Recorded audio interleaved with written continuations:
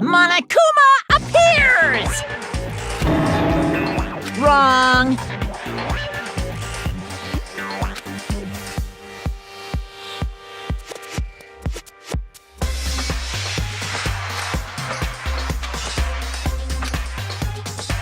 Whew. Boy, tough crowd.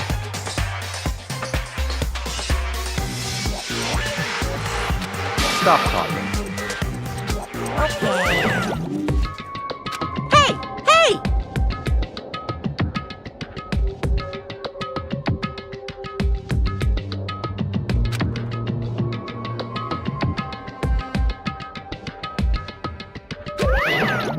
Let's go. Please! What the heck? What the heck?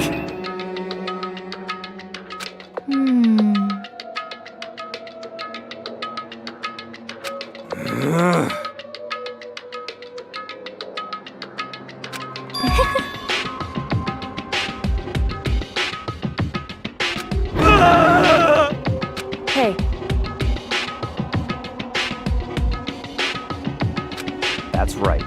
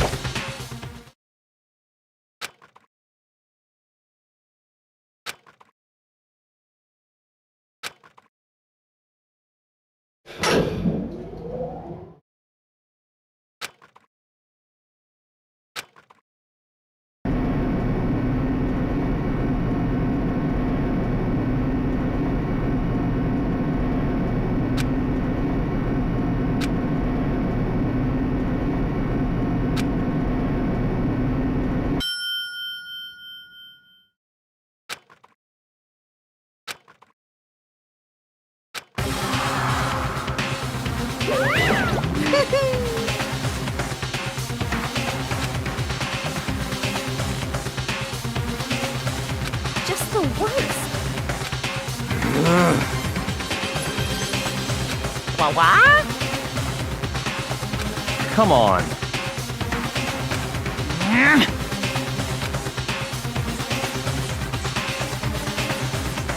Yahoo!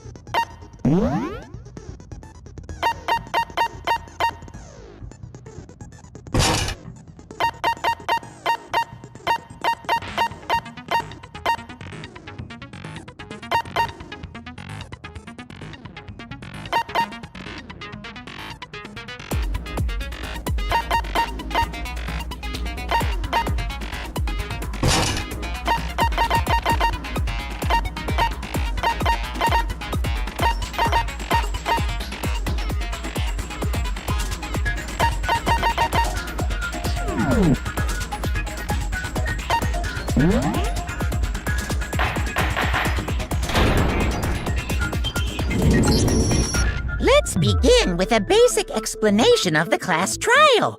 So, your votes will determine the results. If you can figure out who done it, then only they will receive punishment.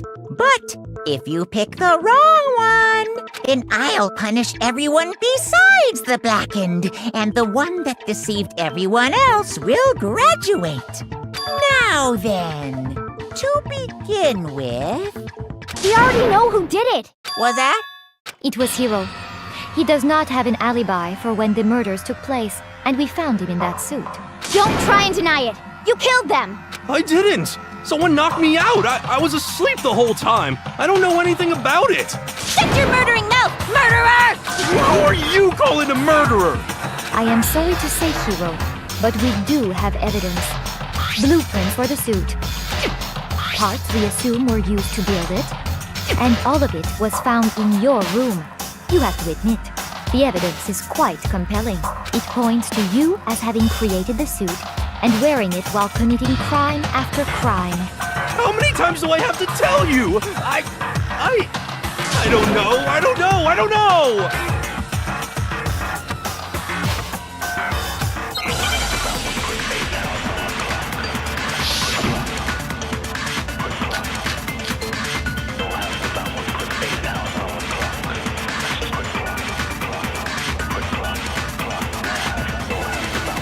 Everything we found in your room.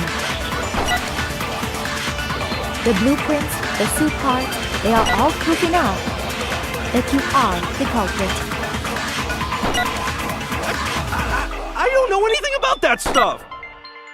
It's not true! It's a conspiracy! Hiro, why? Why did you kill them? No! Just hold on a second!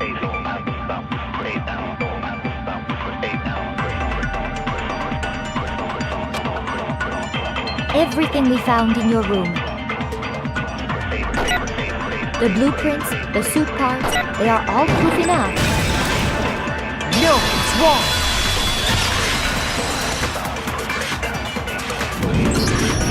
Are we sure Hiro really made those blueprints? What do you mean? Well, take a look at this. It's the note that Hiro wrote, asking everyone to meet up after Alter Ego disappeared. The handwriting's obviously different, wouldn't you say? When you compare it to the blueprints. There's no way you could think the same person made both of them. Unless that person made it a point to disguise their handwriting. No, the differences are bigger than that, I think. Come on! I'm not smart enough to think of trying to change my handwriting anyway.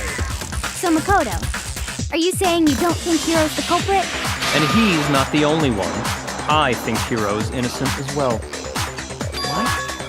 Then who was in that Robo-Justice suit? Is it like Hiro said? Was there really someone running around in a second suit?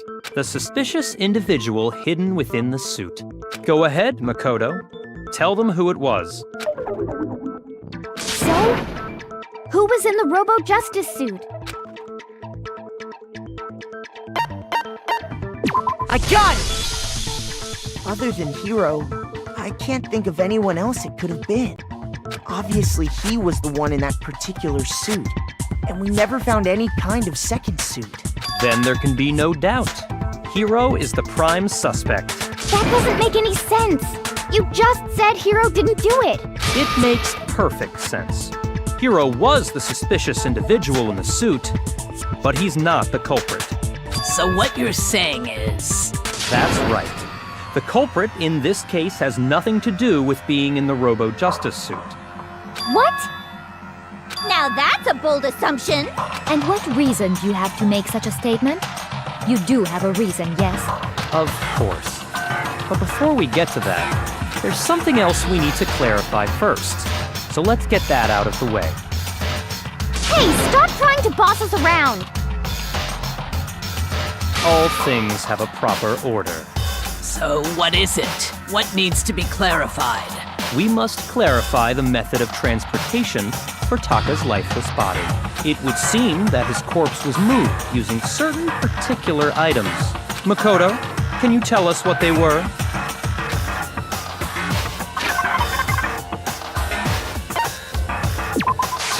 I got it!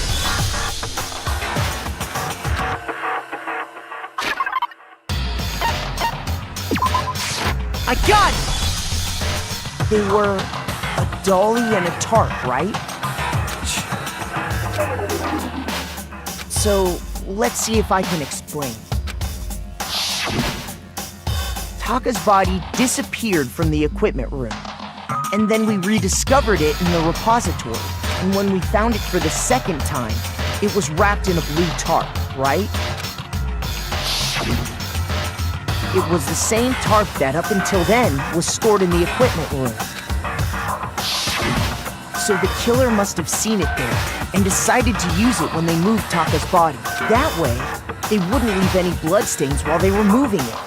Okay, that explains the tarp. And the dolly? Same thing. I'm sure the dolly was in the equipment room when we first found Taka's body there. But when the body disappeared, so did the dolly. Later, when Taka's body reappeared in the repository, so did the dolly. In other words, you think they used the dolly to move the body, am I right? But are you sure you are not mistaken? Huh? Are you absolutely positive the dolly was in the equipment room when we found Taka's body? That dolly was made specifically for moving large objects between the repository and the art room. It would be very strange indeed to discover it had made its way to the equipment room. Is it not possible that it was in the repository all along, and you simply didn't realize it? She's raised an objection. How do you respond? There is no shame in being wrong. Nobody expects much from you anyway. You have all accepted the fact that you rarely understand what is going on around you.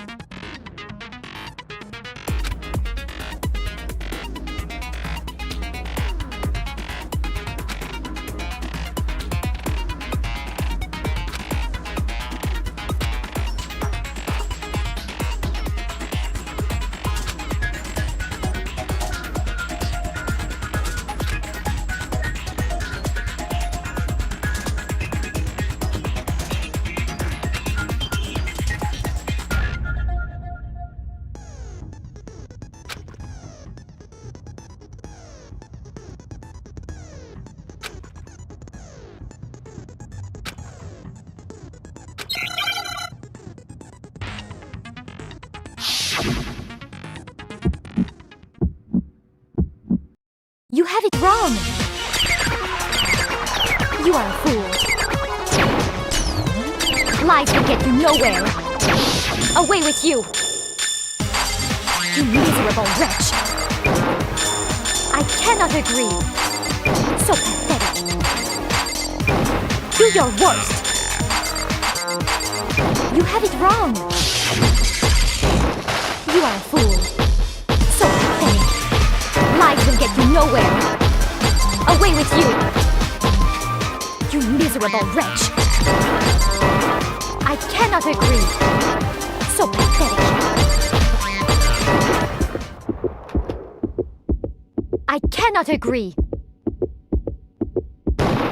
This should prove it!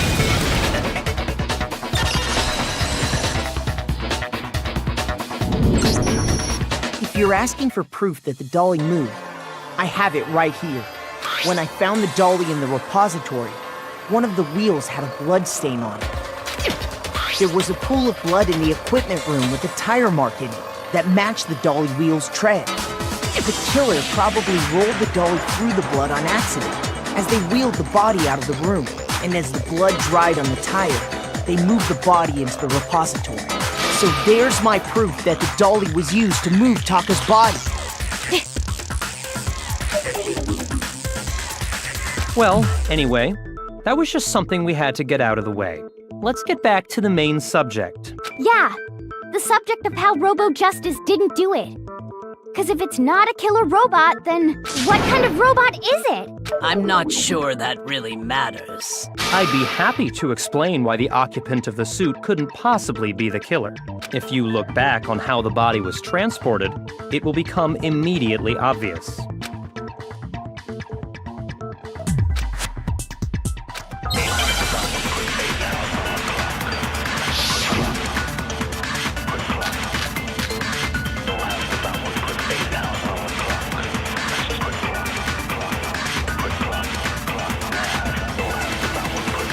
As we know, Taka was killed in the equipment room.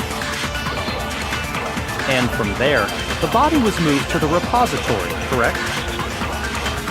Yeah, the culprit wrapped the body in the tarp, then loaded it onto the dolly and wheeled it off, right? Now, keep in mind that the dolly doesn't have a handle.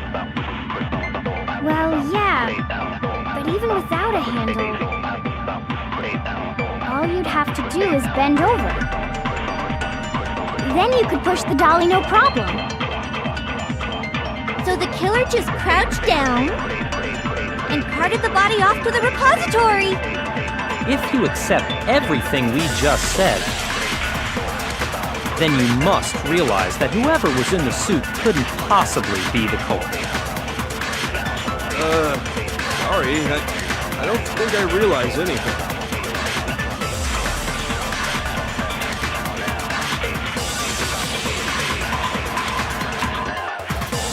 As we know, Taka was killed, and from there, the body... Yeah, the culprit then loaded it onto the dolly. Now, keep in mind that the dolly doesn't... Well, yeah, but even without a handle, all you'd have to do is bend over. No, it's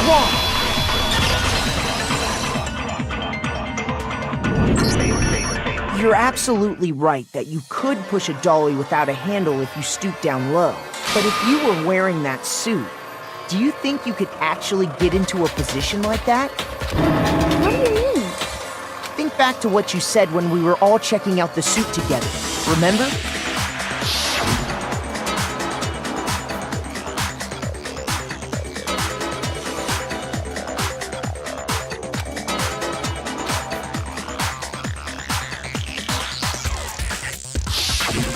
When you're in that suit, not only can you not see your feet, but you can't even bend at the waist. Am I right about that? Now that you mention it, yeah. It seems like it'd be awfully hard to push that dolly if you couldn't bend over. Well, what's to stop you from simply pushing the dolly with your feet? When you can't even see your feet? You really think someone could kick the dolly all that way? Yeah, it'd be totally impossible. Not that I can say for sure myself. On top of that, if you were wearing such a rigid, cumbersome suit, it's very unlikely you would have the dexterity to go about wrapping the body in a tarp. Well, I mean, isn't that just a matter of taking off the suit when you're ready to move the body?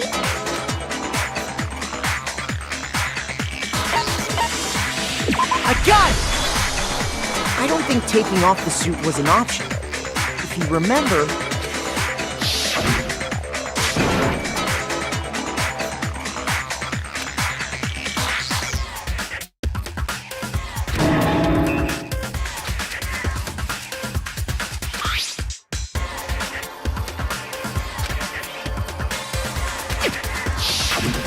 That's true. It seems impossible to put the suit on or take it off without help.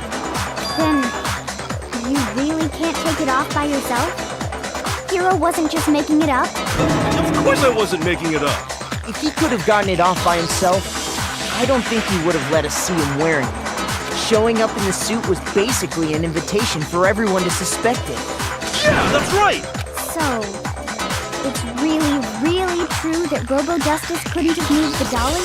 To be clear, whoever did move the body, it couldn't have been Hero in the robot suit, correct? No, wait. Just a second, if you please. Have you forgotten about the picture that I took? You all got a good look at it, did you not? The image of Hifumi being dragged away by Robo-Justice? If whoever was in that suit is not the culprit, how do you explain that? Besides, do you remember what the now deceased Hifumi said?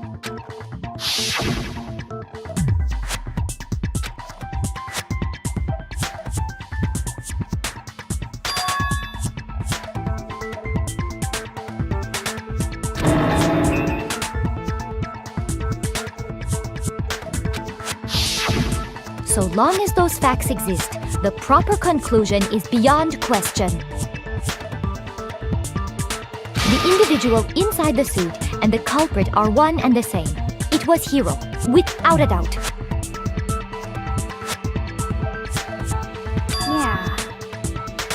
Yeah, that's gotta be right. Hold on a second! It's still far too early to reach that conclusion. Besides, there's no hurry to decide who did it. Before we rush to a verdict, shouldn't we explore every single possibility? Instead of seizing on one viewpoint, the truth is uncovered by analyzing things from every angle. Perhaps, but where do we go from here? Let's review this series of unfortunate events from the beginning. Maybe we'll uncover something new. What a pain in the ass! I don't disagree, but our lives are on the line. If this is what it takes, we have to do it. Plus, maybe we'll get to find out where the heck Kyoko was when everything went down. All right then, let's take another look back at what happened. I suppose we could start with this morning. 4 of us gathered together in the dining hall. Makoto, Hina, Kyoko, and myself. We waited there for quite a while, but nobody else showed up. So we went to look for everyone. That was around 8 a.m. And as soon as we split up, Kyoko went missing. Soon after that, Hina found Celeste in the rec room and quickly came to get Makoto and me. It seems I was unconscious for about an hour after I was attacked by my mystery assailant. I know it was an hour because I remember being attacked a little after 7. That was when we saw Celeste's picture and discovered that her assailant had been wearing a strange costume. As it turns out, it was Robo-Justice. It also soon became clear that this same Robo-Justice had abducted Hifumi. We were soon joined in our search by Byakuya and Toko, and then went on to find Hifumi in the library. He was injured, so we took him to the nurse's office and resumed our search for the suspect. But not long after leaving the nurse's office...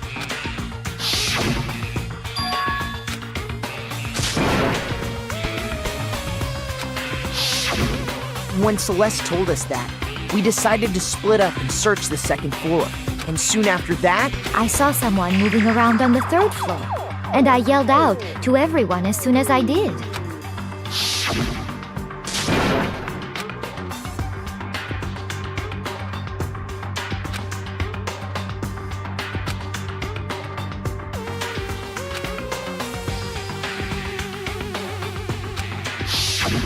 and then...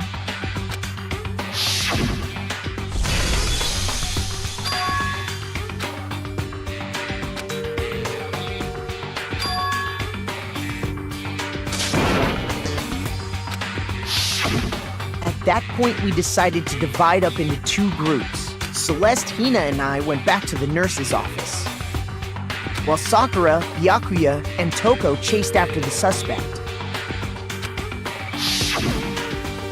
When we got back to the nurse's office, we found Hifumi, dead.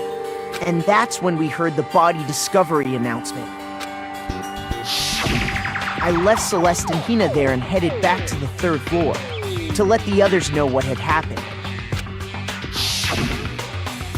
Meanwhile, we had just discovered Taka's body in the equipment room. We must have found both bodies at almost exactly the same time, because we heard the same announcement not long after we discovered his body. And that's when I told you guys about Hifumi. Then the 3 of us headed for the nurse's office. But right after we left the physics lab, we ran into Celeste, who'd arrived after us. And she told us something very surprising.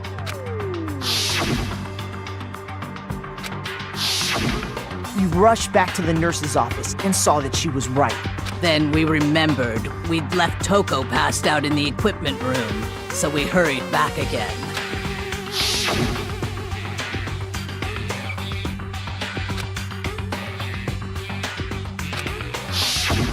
But when we got there, we discovered that now Taka's body had also gone missing. Next thing we knew, we were searching the school for 2 missing dead bodies. And after some time... Celeste informed us that she'd found the bodies, and we all headed to the repository, which is where we rediscovered the corpses. I think that about covers it. I see. The whole thing sounds exceptionally complicated. It certainly seems to me that these are not a simple series of connected events. Okay, well, if that's true, then what? Rather than a single series of events, I think we have to consider each murder a separate situation, and from there, we can uncover the contradictions surrounding all of them. Now then, let's get started, beginning with what happened to Taka.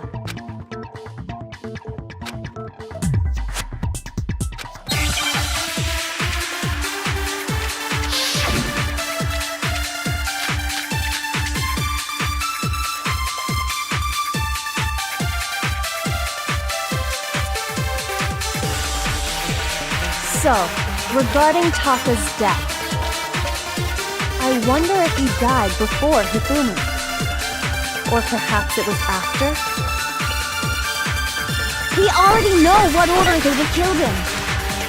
Taka came last. What makes you say that? Because of the numbering of the Justice Hammers.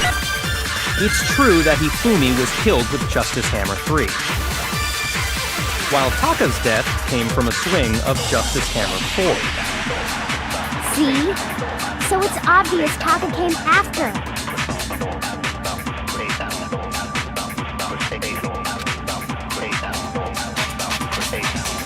So, I wonder if or perhaps it was after. We already know what Taka came last. What makes you say that? Because of the numbering of the Justice Hammers. It's true that Hifumi was while Taka's death came from... See? So it's obvious Taka came after. So, I wonder if or perhaps it was after. We already know what... No, it's wrong!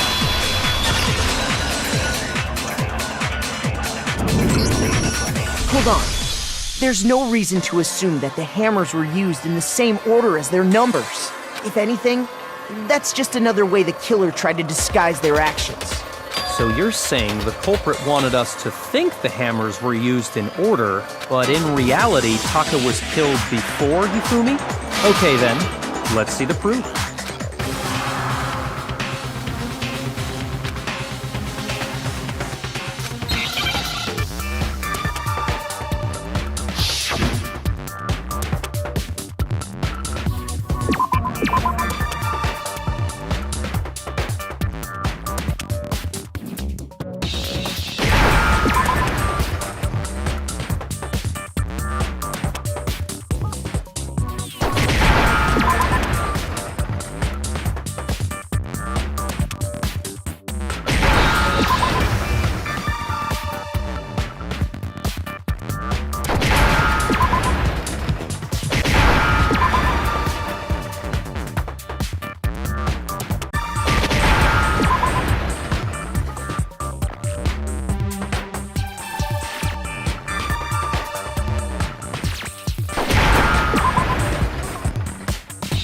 Now I understand! I've got it! Taka's wristwatch! See? Look! It broke with the hands pointing just past 6 o'clock.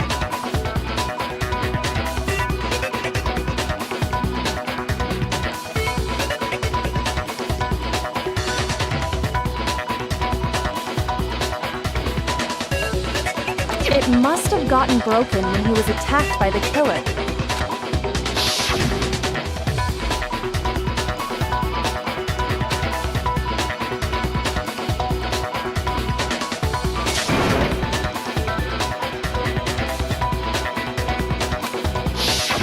So if it wasn't broken after 6 last night, Then he must have been attacked around 6 this morning. And that would be his official time of death. But if that's true, then he was killed well before Hifumi. And before Celeste was attacked this morning, which happened around 7. That's right. Taka was killed before any of the other incidents took place. That simple fact slipped past all of us. We made the wrong assumption about the order of events, all because of those justice hammers. That's exactly why the culprit wrote the numbers on each hammer and had them increase in size. That way, when we saw how they were used in each incident, we'd easily make that wrong assumption. Now, if Taka was killed around 6, then everyone's alibis for his murder go out the window. Because when he was killed, we hadn't met up in the dining hall yet. That may be true in the case of Taka's murder, but all of our alibis still hold true for Hifumi's death. That's right. With him, at least, we're all safe.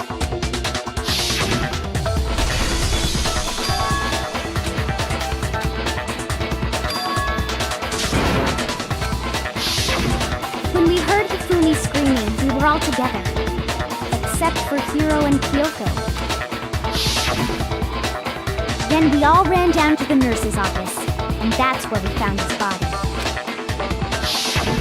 That's totally true. We're all in the clear. Oh, I know! They must have recorded him screaming on a tape or something, then played it later on. If that's true, where's the tape? I don't know. Don't just go making stuff up. Anyway, we all have rock-solid alibis for when we heard Hifumi scream. Since all of us were there together, clearly none of us could have killed him. And it does not stop there. There was also the moment when we discovered his body had disappeared. When his body vanished from the nurse's office, Hina and I were in the bathroom together, while everyone else was in the equipment room, correct? And then there's the disappearance of Taka's body from the equipment room. At that time, we were all gathered together in the nurse's office because of Hifumi going missing. Well, don't forget, I was passed out in the equipment room the whole time. Wait, then what if Genocide Jill did it?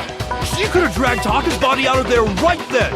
Even if she could pull that off, there's no way she could have done the same with Hifumi's body. Because, as we just established, she was passed out in the equipment room when his body disappeared. Besides, I didn't do either of them anyway. In other words, it is impossible that any of us could have killed Hifumi or moved either of their bodies. On the other hand, Hiro and Kyoko had disappeared, so they most certainly could have done those things. So what now, Kyoko? For now, we can't get fixated on who did it, or we'll just keep going around in circles. So instead of who, I propose we start talking about how. In particular, I think we need to figure out how Hifumi's body got moved. That's true. We searched everywhere, but we couldn't figure out how to explain his body disappearing. And according to what Celeste said,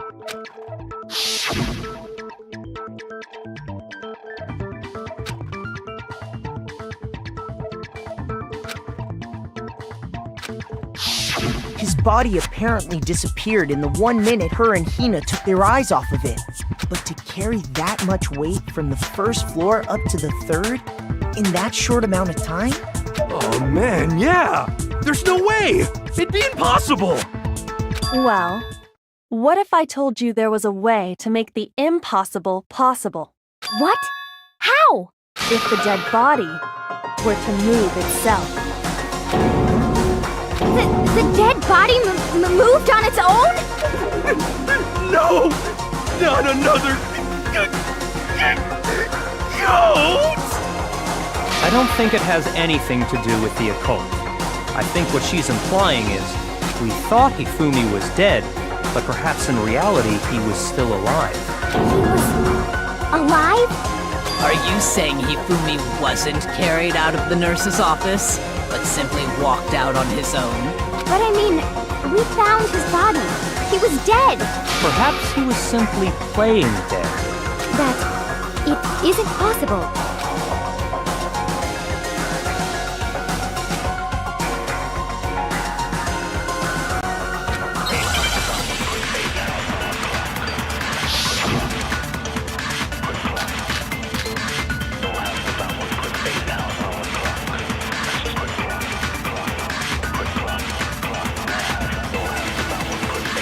Are you saying that when we first found Hifumi in the nurse's office, there's a chance he was actually still alive?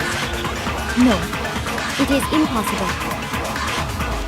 Hifumi was dead, without a doubt. And you know that how? Surely you heard the body discovery announcement along with the rest of us. Hifumi's dead body had been found. And that is why the announcement was made. Are we really so sure about that? Maybe the announcement was intended to signal someone else's discovery.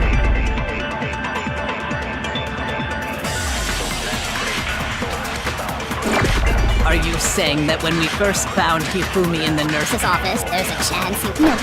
If Hifumi was dead, and you know that, surely you've heard the body was Hifumi's dead. No, it's wrong.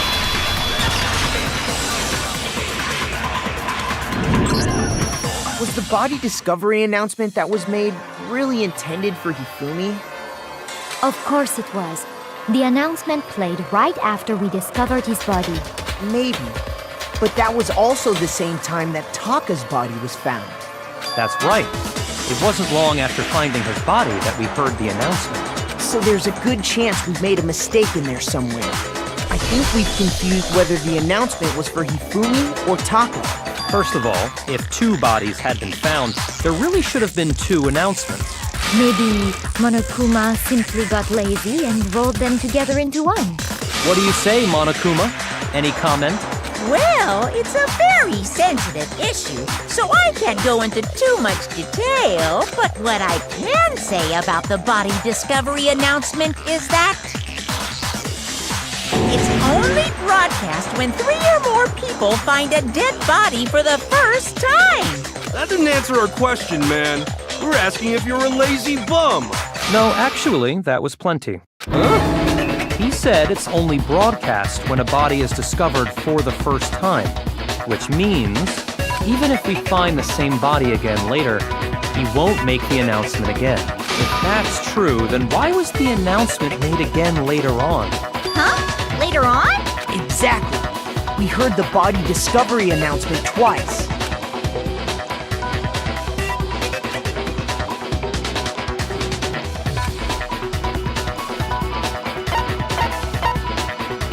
I got it! We heard it a second time in the repository when we rediscovered the 2 bodies.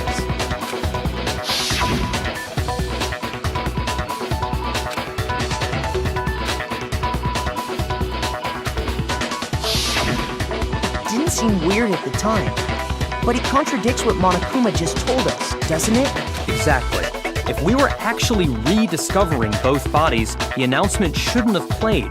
And in reality, when the 2 dead bodies were rediscovered, one of them was actually being discovered for the first time. So, when we found Hifumi the first time in the nurse's office, he wasn't actually dead yet. Meaning, he wasn't actually found dead until we came upon him in the repository. And that's just part of it. There's one other thing that leads me to believe he was still alive in the nurse's office.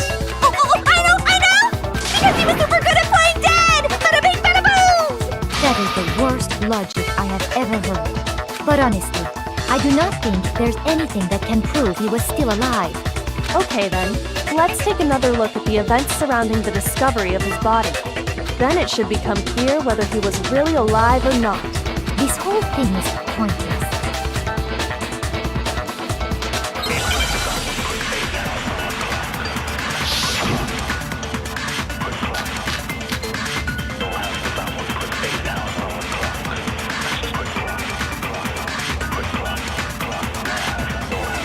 Well, here's one thing we do know. The first time we found Hifumi's body was in the nurse's office. And then, while me and Celeste were in the bathroom, his body disappeared. And the next time we saw his body, it was in the repository. But when you compare his body before being moved and his body after being moved, Other than the change in how it was positioned, there was no notable difference. Then, was he really still alive? Of course not. It is impossible. This is ridiculous.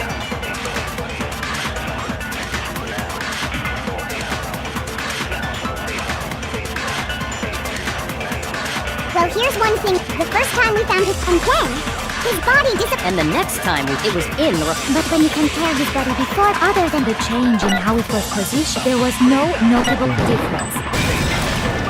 No, it's wrong!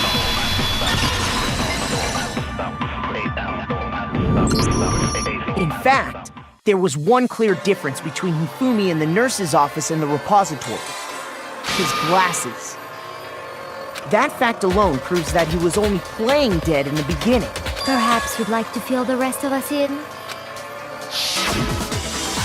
When we found Hifumi in the nurse's office, his glasses were covered with blood. But when we found him again later in the repository, they were spotless. And I found the item he used to wipe them clean in the nurse's office trash can.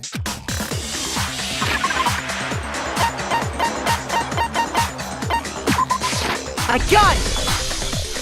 It was a glasses cleaning cloth featuring a certain cartoon mascot. One look at the bloodstain on the cloth should make things clear. This piece of cloth was used to wipe Hifumi's glasses clean, and the mascot on the cloth is the same one that's on the digital camera, right? And whose digital camera was it? Hifumi's, of course. the character was Princess Piggles from Demon Angel Pretty Pudgy Princess, I think. I highly doubt anyone but Hifumi would have brought something like this to school. I see your point. And the only people here who wear glasses are... I wouldn't be caught dead using a tacky piece of garbage like that. A few tissues is all I need to keep my glasses clean. Then there's no question.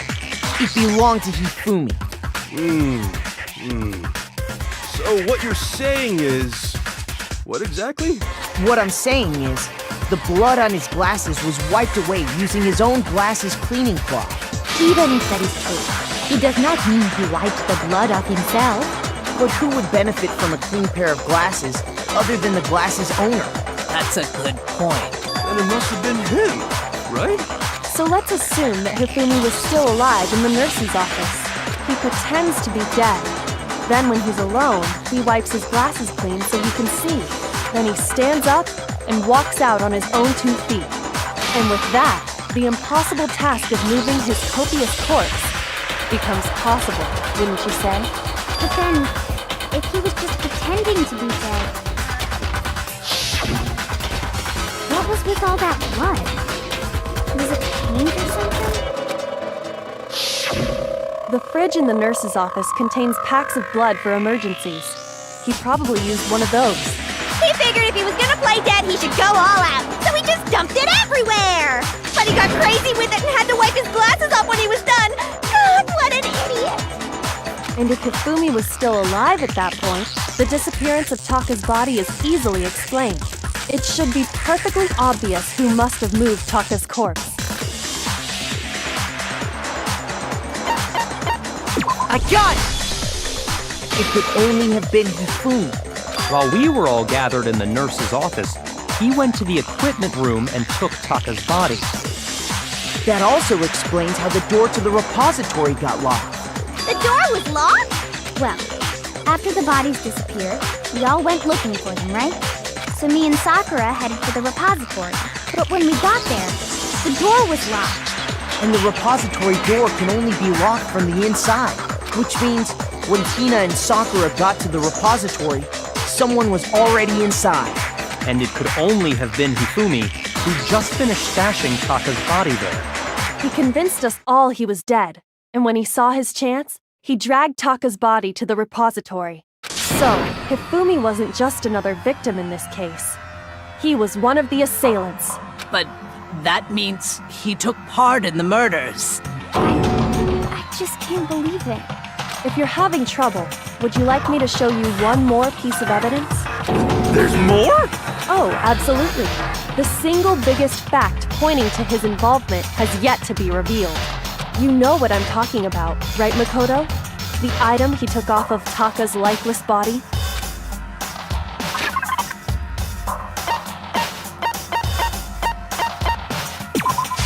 I got it! You're talking about the note Hifumi had hidden away, aren't you? Hidden note? That's right. We found it stuffed in his pants. What? In his pants? Yes, his pants. Okay, well, forget about the pants for now. Take a look at what the note says.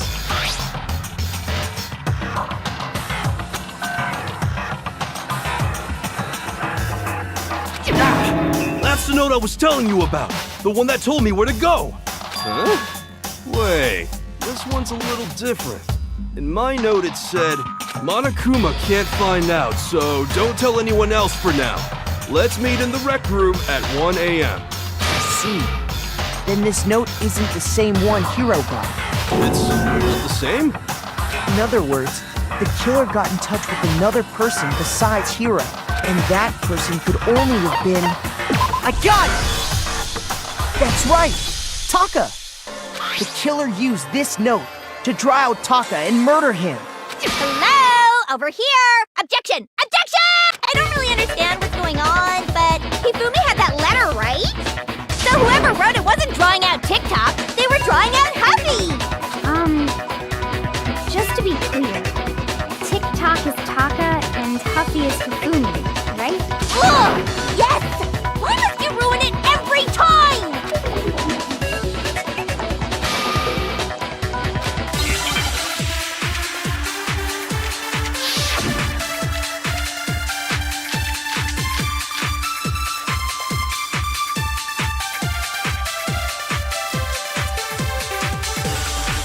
Huffy had the note, right?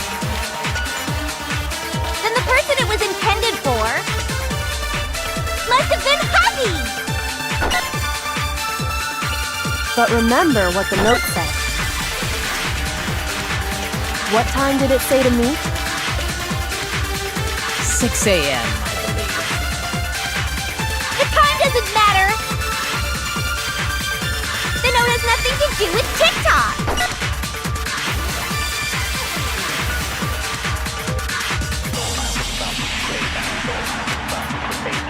Huffy had the note, right?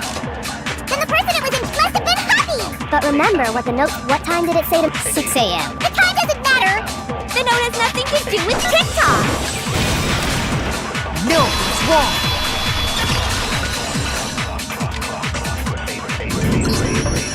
No, there absolutely is a connection. What the hell are you talking about? The note said to meet at 6 a.m., which is the same time Taka was murdered. You've already proven that using his wristwatch. But there's more. Look where the note says to meet. The equipment room, right? Which is where Taka was killed. I see. So, Taka was murdered at both the time and place written in the note. I think that should be plenty to show that this note was definitely meant for Taka. Well, when you put it like that... No further objections! Then someone used that note to trick Taka. Just the same as me. The culprit really is a cold-blooded monster. Telling people they found a way out. But if they gave the note to Taka, what was Hifumi doing with it? Stuffed down his pants, no less! Most likely, Hifumi stole it off Taka's corpse after he died. He stole it? Where's your proof? Go ahead, show us.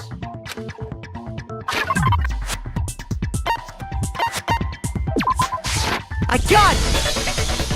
When I searched Taka's body, I saw that his lifeless hand was gripping a small scrap of paper. If I'm right about this, the sheet of paper this piece came from is... I knew it! It fits perfectly with the note we found hidden on Hifumi. Then Taka's scrap and Hifumi's note. Yup, they're from the same piece of paper. Hifumi had the note meant for Taka, while Taka's corpse still grasped a small piece of that note. There's only one way to explain it. Taka died clutching the note, Hifumi tried to free the note from his death grip, leaving behind only one small scrap. Did I get all that right? That means Hifumi knew the note was important. Exactly. Which proves that he was an accomplice in the murder. Whoa. Yeah. After seeing all this, Hifumi was super involved in this whole thing for sure. In fact, he was behind the whole thing. In fact, he's still alive! Sorry, no. When we found him in the repository, Hifumi was truly and completely dead. The second body discovery announcement proves that. So then, who killed Hifumi? Whoever did is the mastermind, the true killer. He was killed in the repository. So he must have been killed not long after transporting. So, he must have been killed after Taka's body vanished, but before we found both bodies in the repository. During that time, we'd all split up and were searching for Taka's missing body. In other words, during that time, none of us have alibis. Wait, but me and Sakura were together. Stop trying to steal the spotlight, you stupid walrus! Who are you calling a walrus? Anyway, when they were killed bothers me too. But there's something that's been bothering me even more. And what might that be? The weapon they used to kill Hifumi. The weapon? Yeah, because I mean, according to the Monokuma file, the way Taka and Hifumi were killed was almost the same, with them having similar fractures and all.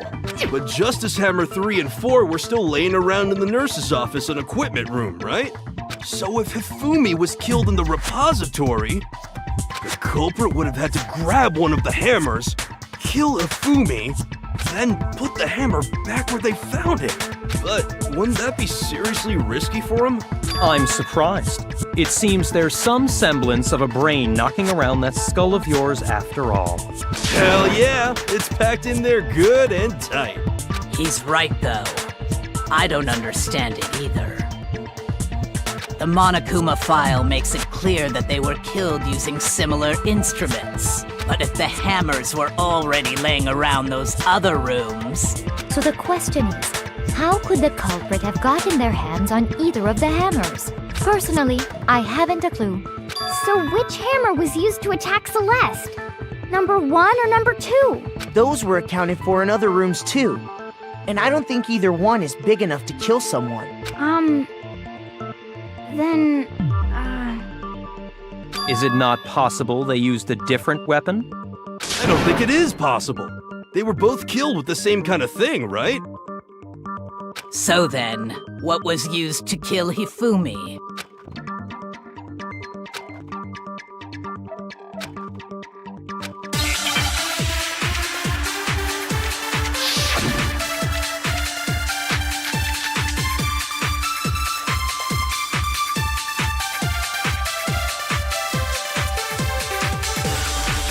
What was used to kill Hifumi?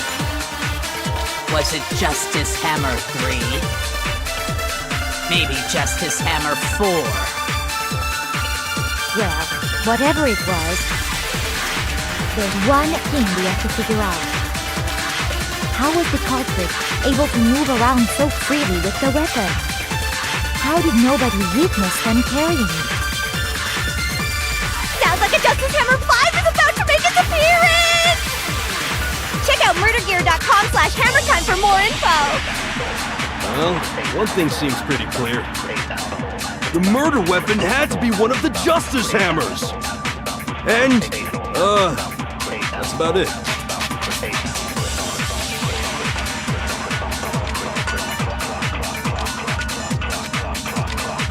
What was used to kill Hifumi? Was it Justice Hammer 3? Maybe Justice Hammer. what if there's one that can how was the culprit? How did nobody witness? Sounds like a Justice Hammer! Check out murdergear.com! Well, the murder weapon had to... No, it's wrong.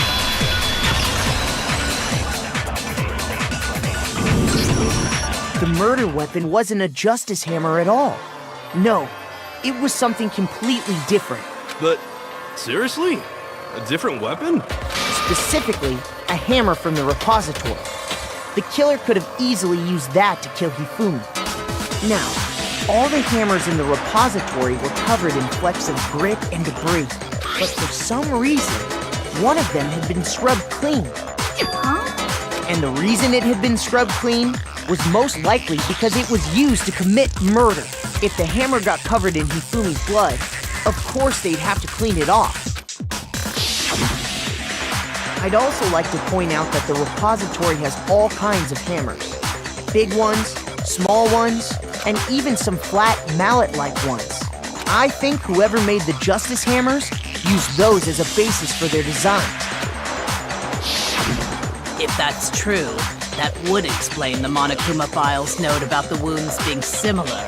So Hifumi moved Taka's body to the repository, where someone then used the hammer to kill him.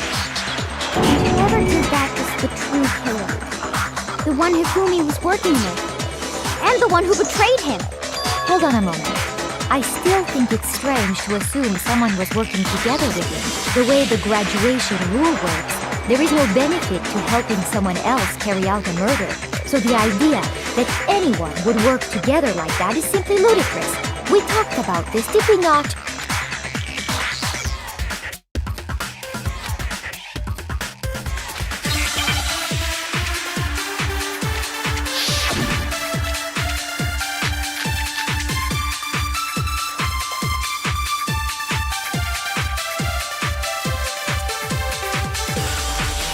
Based on the rules that have been laid out for us, even if more than one person is complicit in the murder, only the one who actually carried out the act can graduate and survive. Assuming the rule holds true, it is simply impossible that two people work together on this. That is how the rule was explained to us. But that only really applies if there's one murder, right? In this case, however, there were two murders.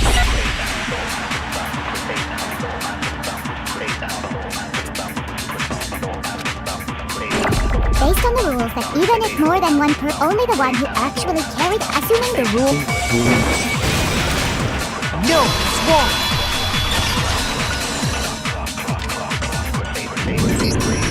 Since there were two murders, it's at least plausible that more than one person was involved. What do you mean? If there'd only been one murder, then yes, the idea of an accomplice isn't really worth considering. Naturally, if only one person can be saved per murder, an accomplice has no risk versus reward benefit. Risk versus reward benefit? The payoff for working together. The reward that balances out the risk of taking part in a scheme. There's no point in being someone's accomplice if there's no benefit to you. However, if there were some potential mutual reward for the risk, then cooperation becomes possible. You're saying that two people could act as each other's accomplices to commit two separate murders. I think that's what the true killer told Hifumi. They would each have an accomplice for their crime, and based on the case's events, Hifumi would have been the first one to act, murdering Taka. They made him carry out the first murder so he couldn't back out of helping them later on. So in this case, there wasn't one single person committing multiple murders. Instead, each person killed someone, creating two separate incidents. And it only looked like one person because that's how the true killer designed it to look. A single suspicious individual, a similar weapon used in each crime, disappearing bodies. By creating one seamless set of circumstances, they made it look like one person was behind it all. The mastermind picked their target and managed to convince him to go along with their plan. And then, to avoid the no accomplices rule, they simply killed their accomplice. Which, if true, means that betraying Hifumi was part of the plan from the very beginning. But that's just awful! How could anyone be so cruel? You think so? I can't help but admire its cunning. Still, their choice of accomplice seems odd.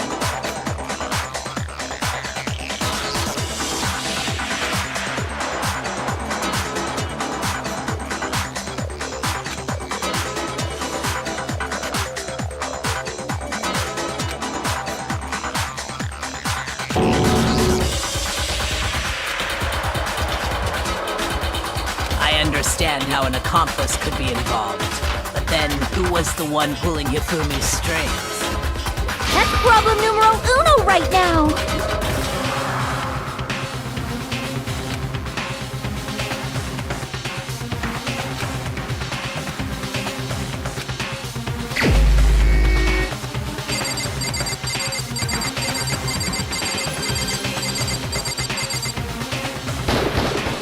Here's my answer.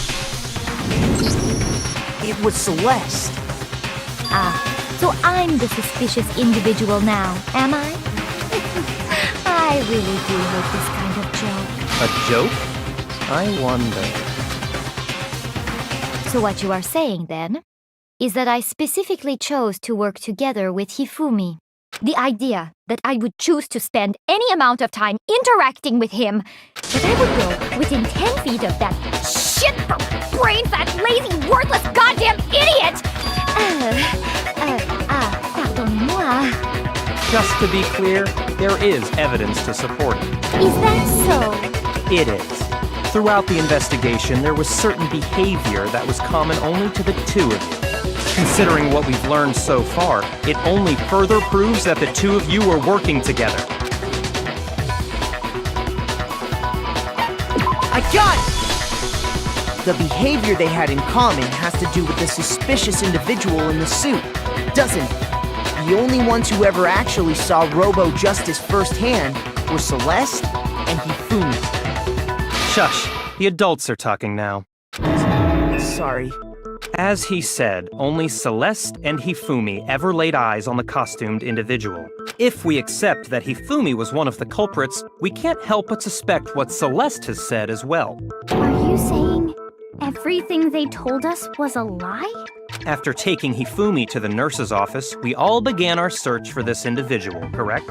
And not too long after that, do you remember what Celeste said?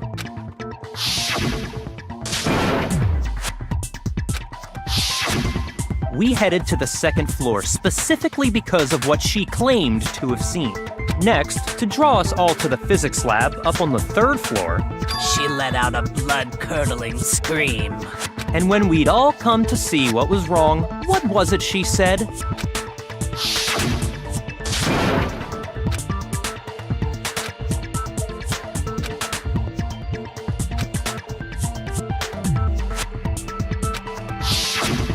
Once she'd done her job of getting us all up to the physics lab, it was time for her partner to get to work.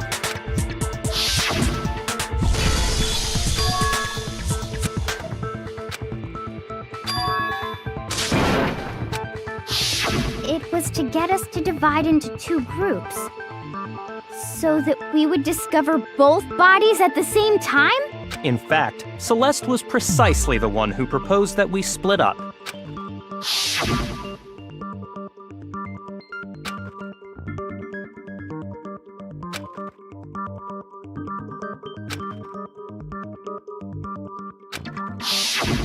Well, if Celeste and Hifumi were working together, all those chance events suddenly become connected. And on top of that, that piercing cry of yours early on.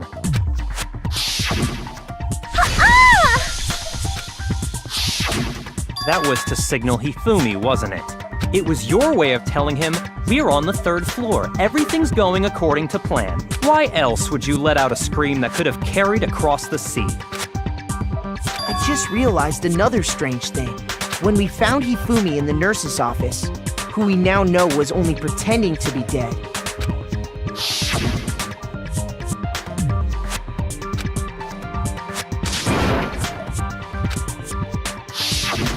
Celeste, you were the first one to say he'd been murdered. You wanted to make sure we wouldn't have any doubt in our minds. I don't believe it. Everything. The whole thing was one big act. Hina, you were with Celeste when Hifumi's body disappeared, right? Yeah. I was feeling kinda sick, so Celeste took me to the bathroom. Wait! Then that was... She wasn't worried about you. She just saw a chance to help Hifumi sneak out of the nurse's office. Each piece isn't much by itself, But start putting them together and the picture gets very ugly indeed. Wouldn't you agree, Celeste? I have no idea what you mean. Don't bother trying to deny it. You made one fatal mistake. Oh, did I? I didn't even catch it myself when you first said it, but looking back, I can say that one little slip-up was your undoing. What are you talking about? I'm talking about what you said after Hifumi's body disappeared and we returned to the nurse's office.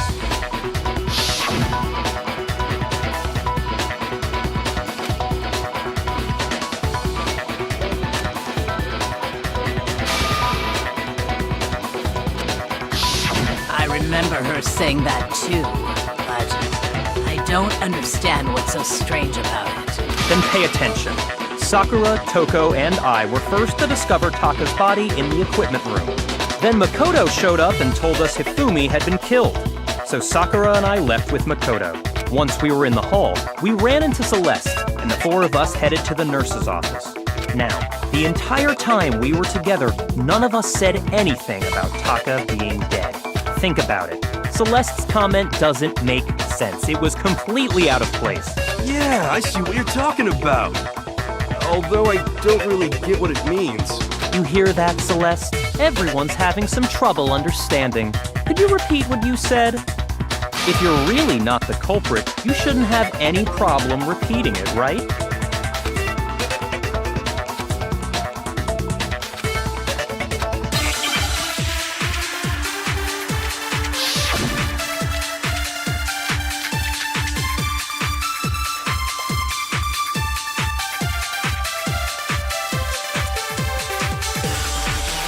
All I said was, they must really be enjoying this. Enjoying the sight of us standing around, frightened and confused. They must be positively elated. We are all going to die here. We are going to die, just like those guys died. And that is all I said.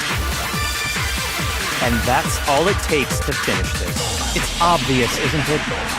What was so strange about Celeste's comment?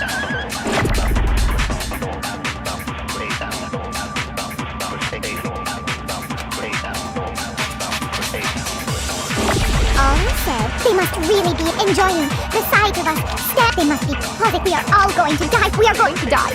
Just... No, it's wrong.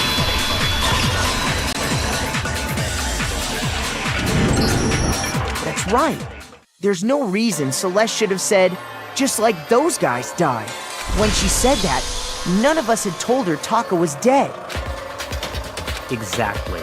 And we didn't run into her until after we were all out in the hall. So there was never any chance for her to have seen his body in the equipment room for herself. So how did you know, Celeste? How did you know more than one person had been killed? And how? Because Kyoko had also disappeared, right? So she could have been dead too.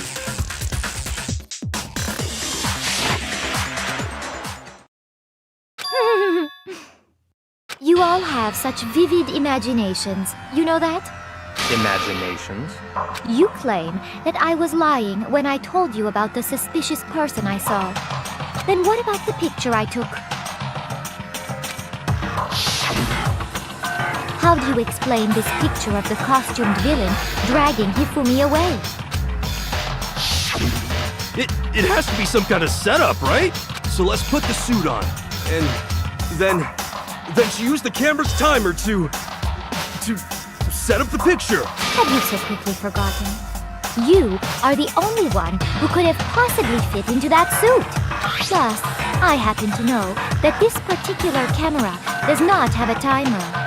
In other words, it is an unassailable fact that this is a picture of Hifumi being dragged away. If everything I told you was a lie, how can this picture exist? Simple. Are we sure that's really a picture of the suspect dragging Hifumi away? What could you possibly mean by that? Surely there are other explanations than the one you've offered up. No, there is no other explanation.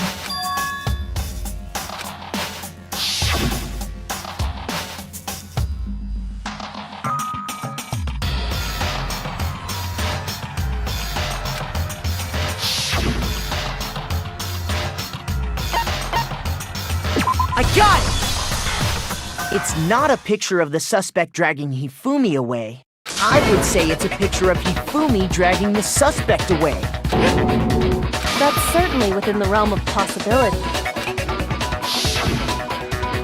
The one being dragged off in that picture isn't Hifumi, but the person in the robot suit.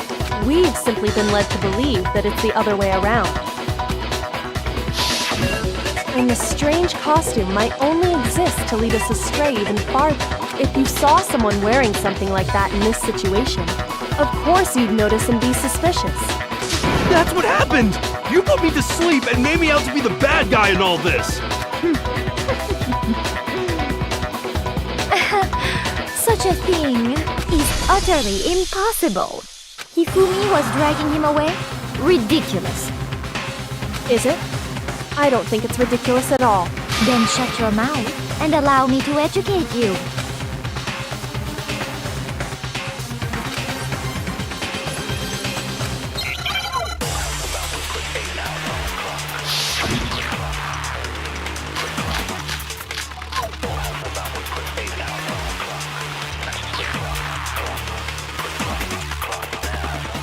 You dressed me up in that suit after I passed out!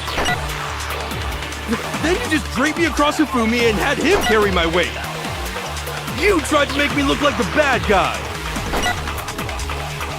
Like I said, ridiculous. As you can see in the picture, the suspect is standing perfectly upright. If the person inside the suit was unconscious, there's no way they could stand up straight like that. Then the fortune-telling idiot is the culprit after all! No way!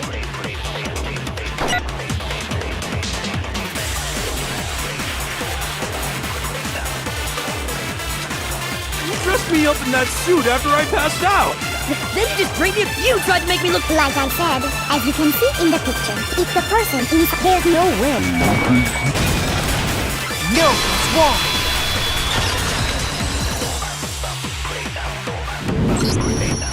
No. Even if the person inside the suit were unconscious, they could still stand up like that, because that Robo-Justice suit had a certain characteristic.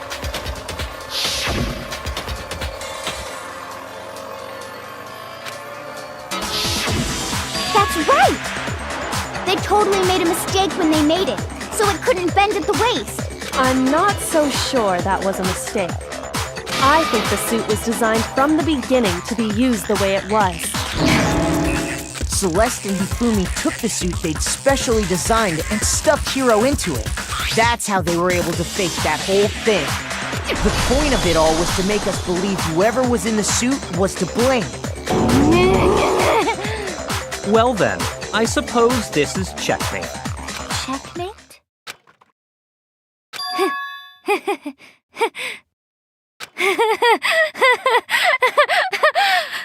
Don't make me laugh, you idiot! What do you mean, checkmate? Celeste? Clearly, you want to cram me into your little guilty box. Well, there's one little problem. Have you already forgotten what Hifumi told us as he lay dying?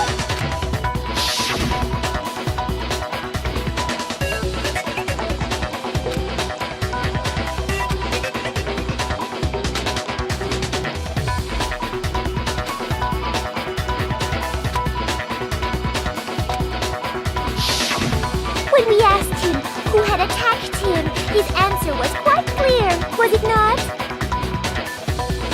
He said, and I quote, "Yasuhiro."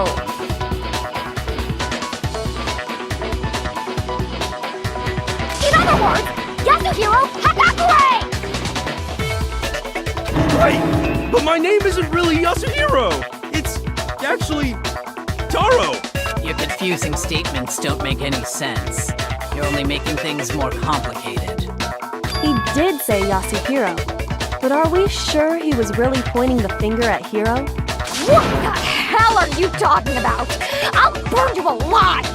Kyoko, what do you mean by that?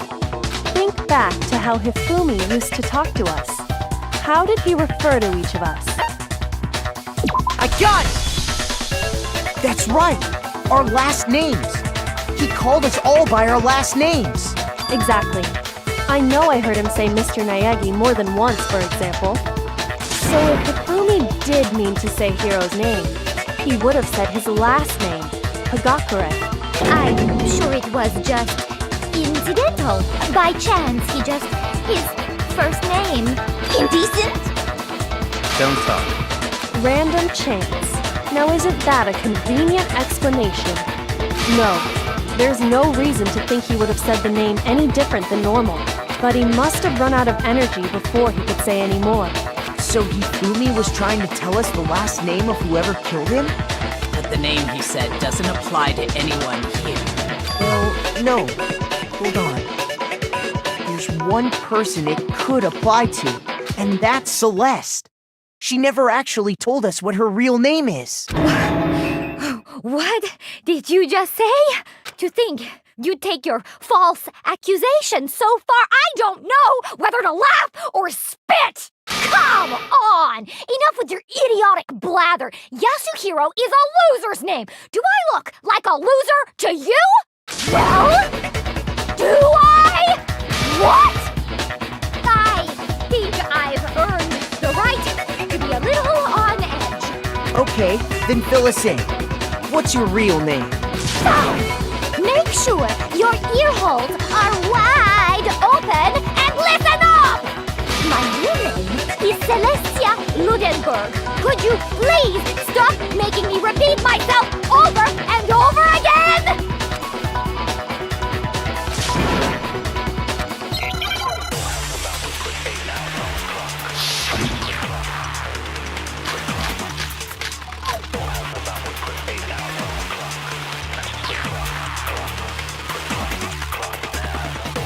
Hifumi was trying to tell us something.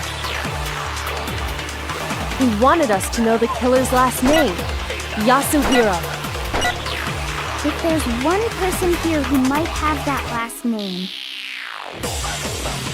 It would have to be you, Celeste. You haven't told anyone what your real name is. how many times do I have to tell you?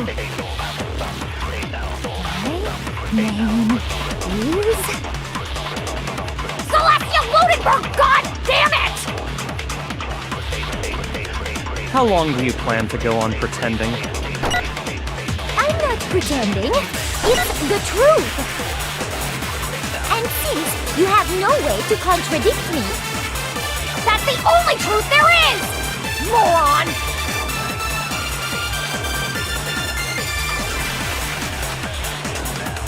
Hifumi was trying to tell us something. he wanted us to know the killers. If there's one person here, It would have to be you, Celeste. how many times do I?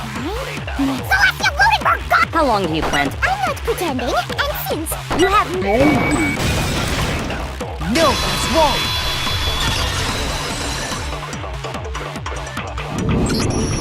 That's it. The handbook. What? Anytime you turn your handbook on, it shows the owner's name when it boots up, right? Monokuma told us all about it before.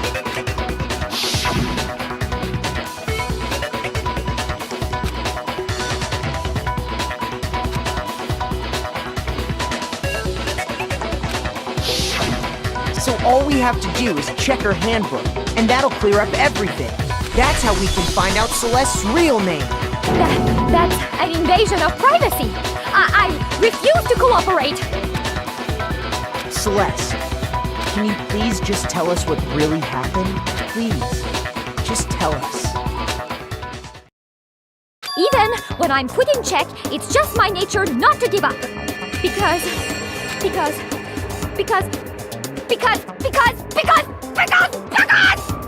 until the game's over, you never know what might happen. Fine then. Let me settle it. Let me go over the case again, from the beginning, and shed light on all your crimes. And that'll bring everything to an end.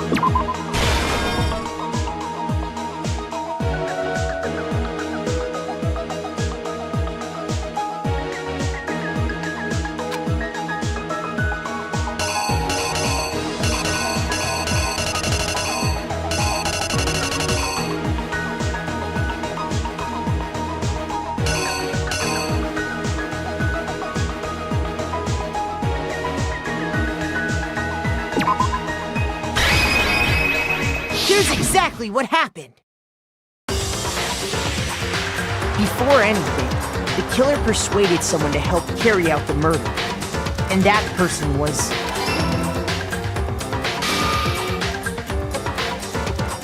Hifumi. With an accomplice, the killer was able to execute a number of otherwise impossible schemes.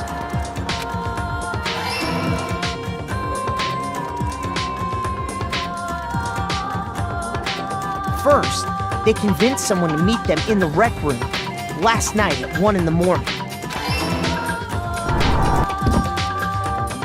That someone they met with was Hiro. The murderous duo intended to pass Hiro off as the prime suspect. So when they met up with him,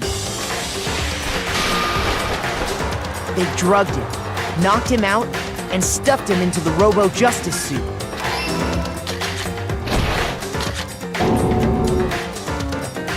Next, Hifumi positioned himself to make it look like Robo-Justice was attacking them, while the killer used a digital camera to take pictures of the assault. They did all this just to create evidence that would put the suspicion on Hiro. When they were done with him, they shoved him, still unconscious, into the pool room locker. And then finally, at 6 a.m., they moved into the murder phase of their plan. They called Taka to the equipment room.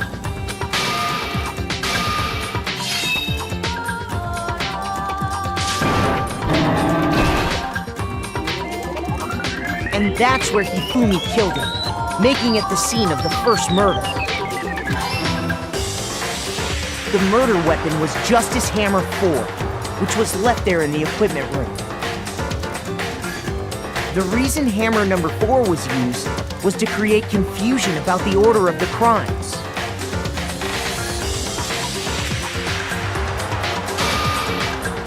So, next they falsified 2 more assault incidents. For these attacks, the killers pretended to be the victims to solidify Robo-Justice as the suspect. The first fake incident was the attack in the rec room. There, the killers wanted us to see Justice Hammer 1 and the Robo-Justice pictures they'd taken. They wanted to make sure we bought the surprise attack story. The second fake incident was the attack in the library. This time, they planted Justice Hammer 2 and an injured Hifumi to sell us that story. With these 2 incidents, the killers were able to create a certain preconception in our minds that the suspect was increasing the size of the hammers and attacking people in order as they did.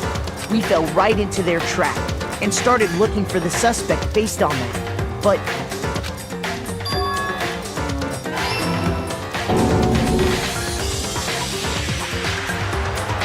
while we did that, we left Hifumi alone in the nurse's office. This was exactly what Hifumi was hoping for. He took a blood packet from the refrigerator and Justice Hammer 3 and turned the room into a crime scene in which he himself had apparently been brutally murdered. He let out a scream to draw us back, and when we returned, that's what we found. Meanwhile, the other group that had been out searching found Taka's body at the same time. So when we heard the body discovery announcement, we naturally assumed it was for Hifumi. We left the nurse's office, and Hifumi once again took advantage of the situation. He simply got up and made his escape. When we learned his body had disappeared, we all rushed back to the nurse's office. And once again, Hifumi had the chance he was waiting for. This time, he snuck into the equipment room.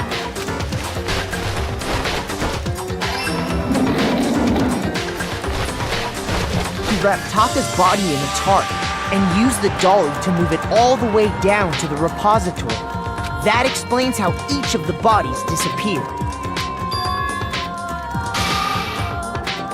But even Hifumi didn't know what the true killer had in mind for their final act.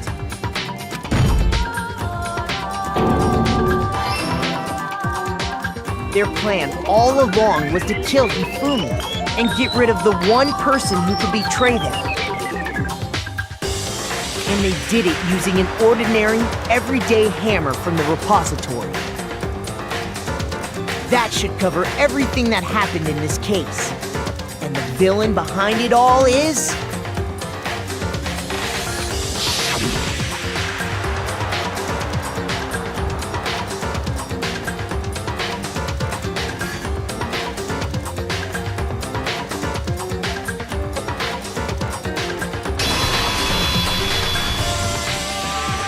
Celeste! Sorry, you lose.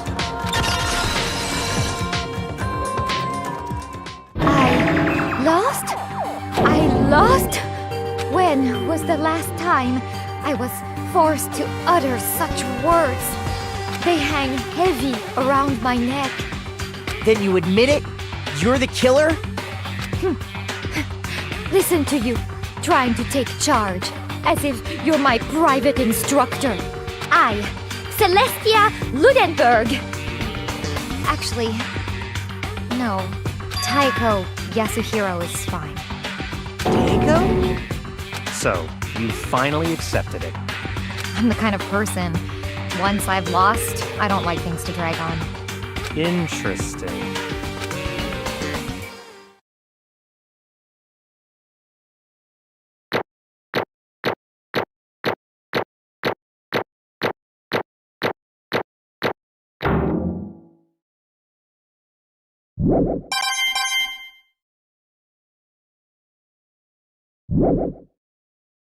Okay, Monokuma. I'm ready to begin. Or, no. I suppose this is the end, isn't it? It is indeed the moment we've all been waiting for. Time to vote, okay? Okay. If you would, please locate your lever and cast your vote. And when the votes are tallied, who will become the blackened? Will you make the right choice or the dreadfully wrong one? What's it gonna be? What's it gonna be?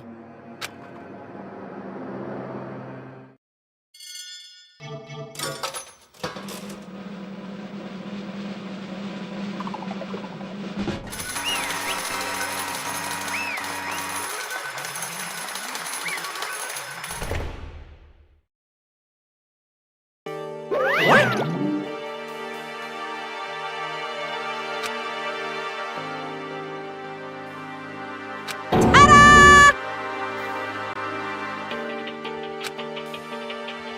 Honestly.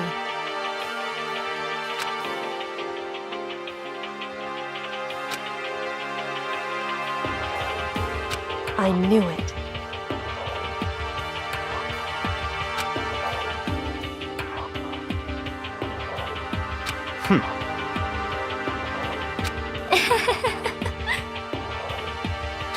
So then...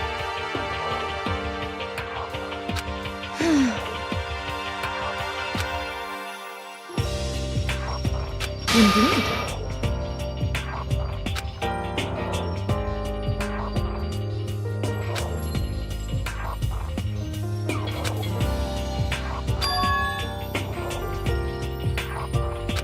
Say what?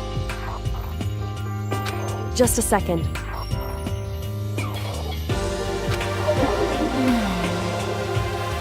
In other words, Indeed. I see.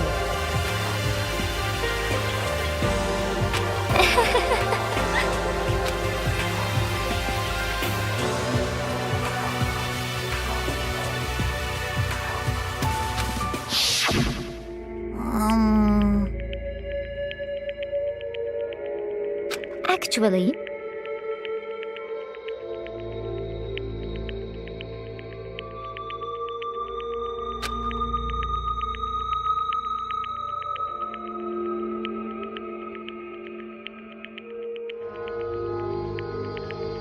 What?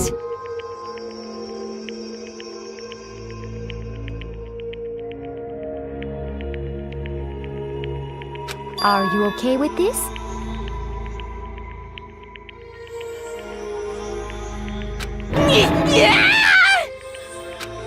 So then...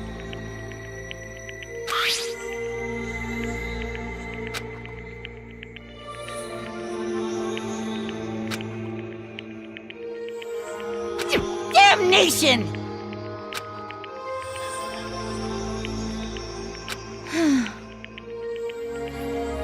Say what? As for me, Oh, as for me,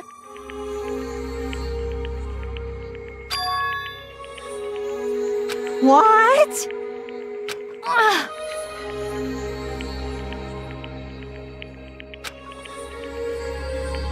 Damnation! Say what?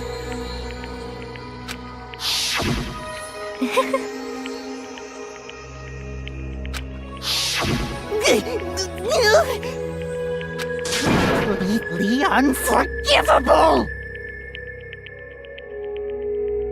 most unfortunate. Actually,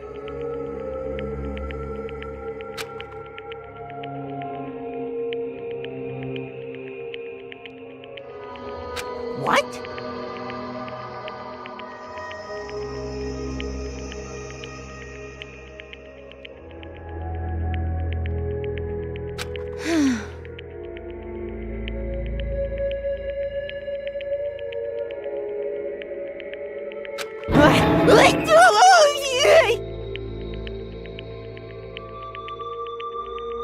indeed.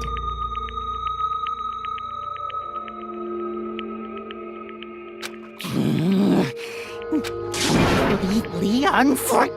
Honestly,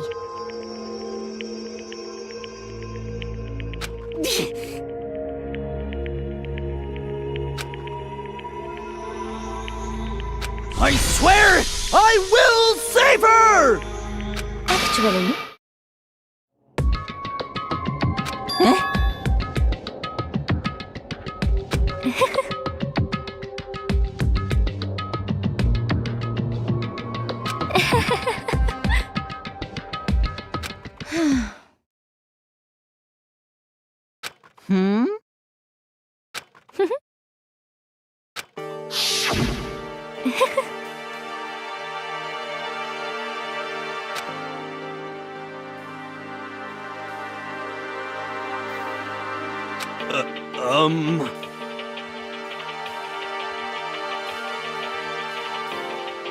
I see. indeed.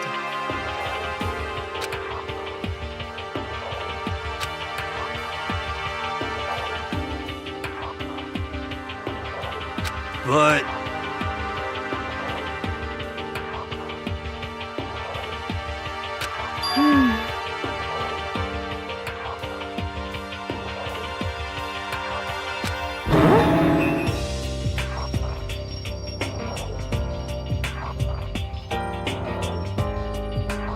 Let's see.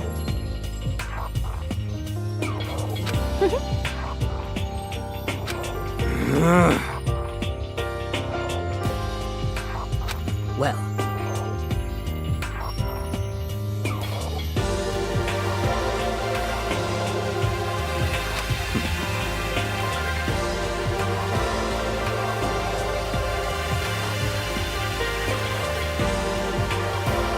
Are you okay with this?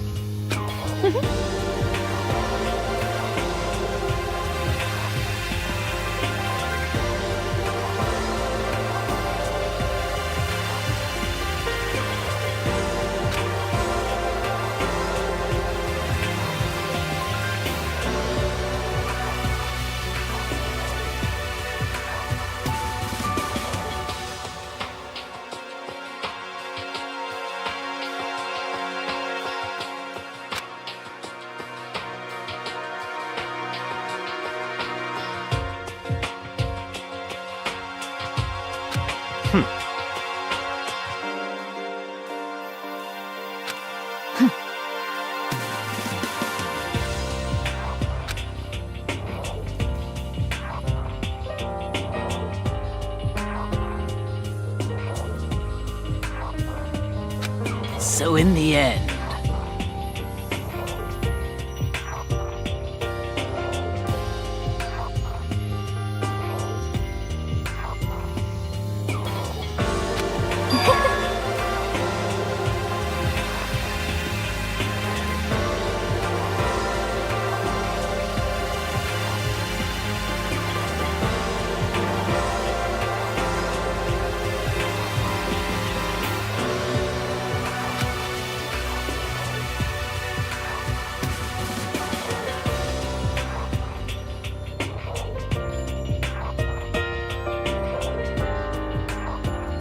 What the heck?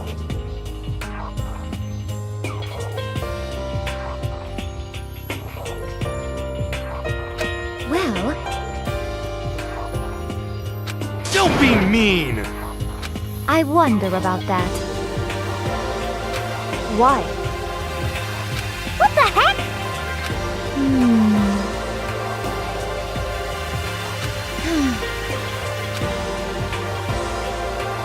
But You little bitch! Hey! You little bitch! This is fine.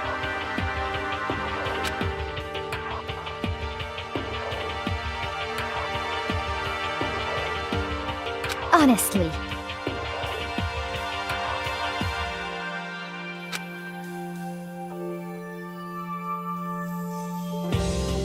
As for me, isn't it wonderful?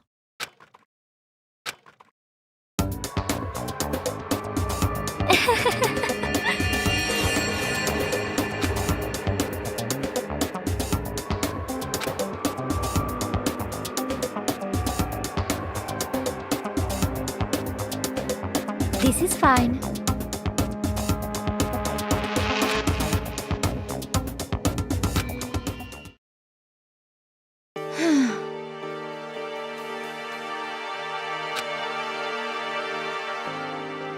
There is nothing to be done.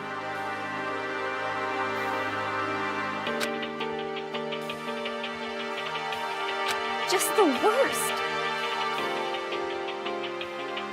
Oh!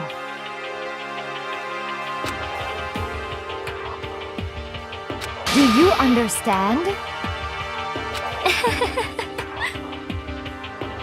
What is this?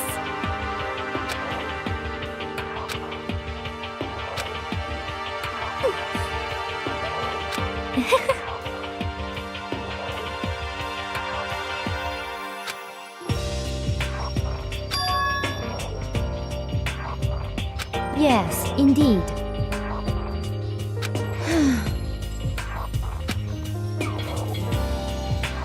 Isn't it wonderful? hey,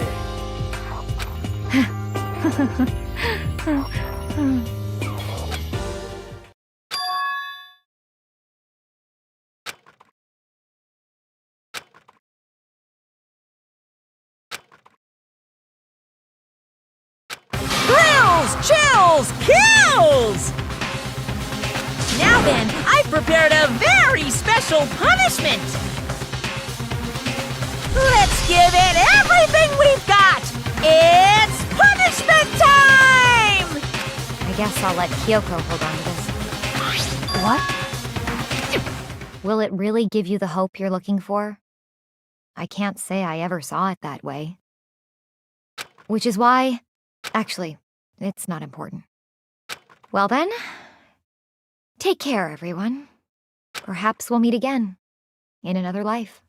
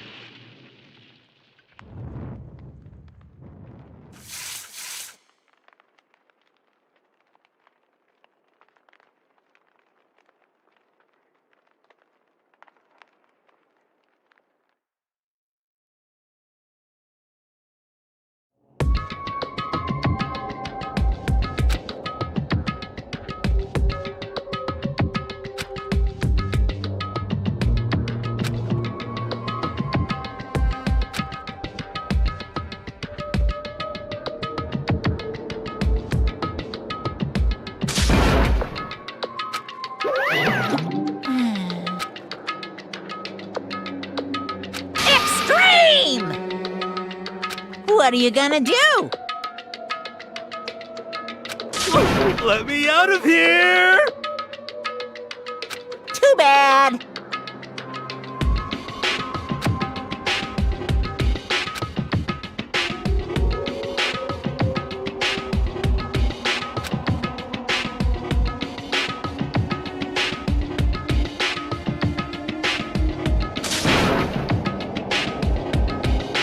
How strange.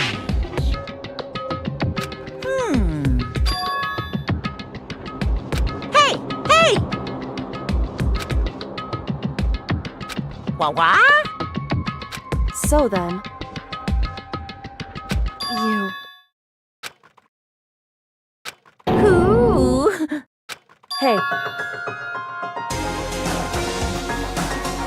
Ooh! How exciting!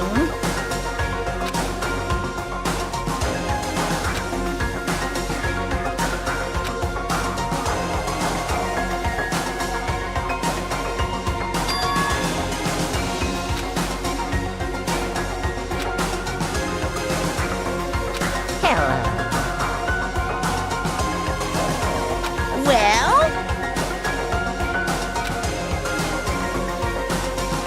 See ya later!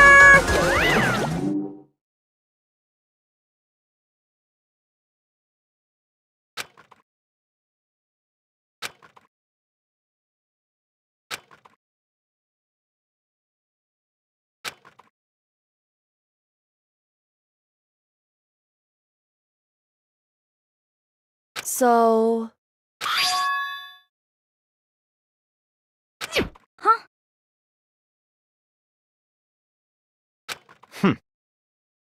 Hey, Indeed.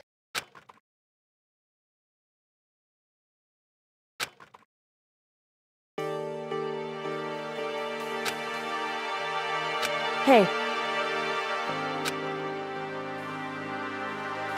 What? so. Come on.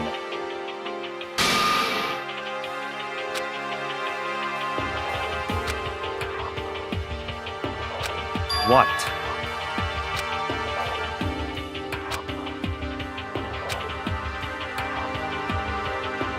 Goodbye. well then. Yo!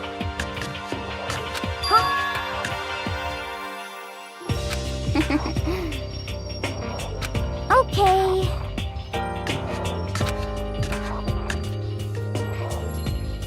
Shall we go?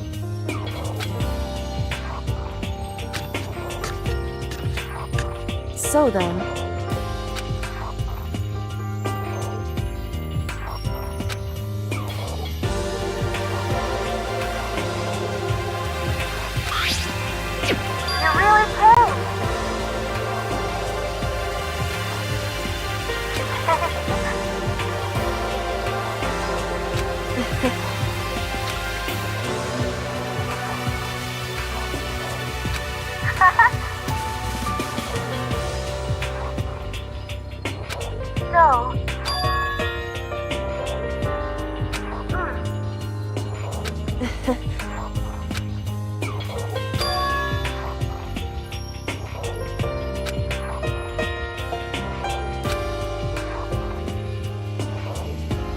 you. However,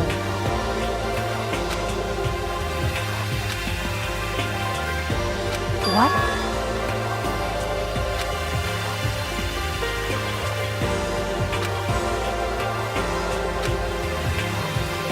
Indeed.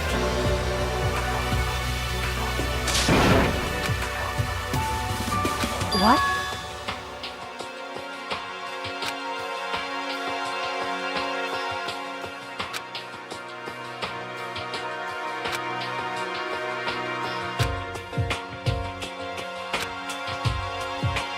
It's true.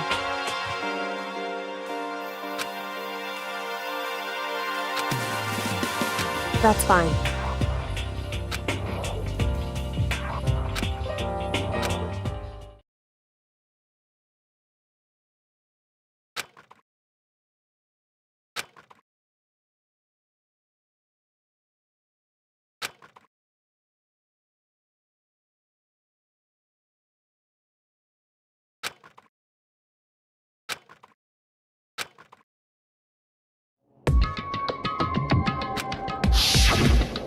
Correct.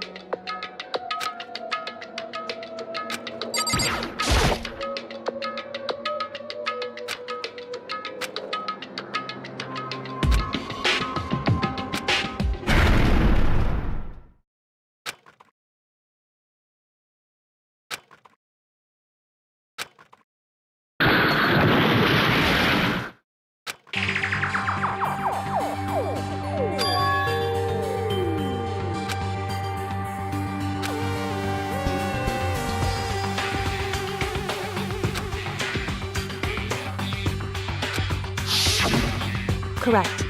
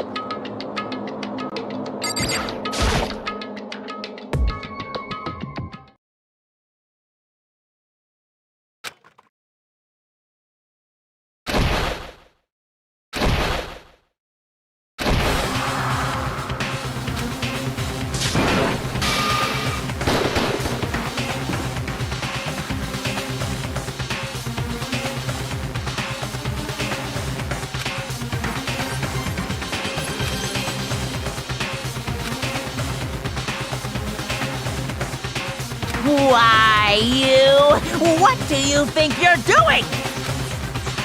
I asked you a question. What's the meaning of this? How dare you defy me? This wasn't part of the deal! I've made a decision. I will no longer retreat, no longer compromise, no longer regret. I've made my decision. I'm going to resist you. Okay, but you do realize what will happen if you go through with this, right? You haven't forgotten, have you?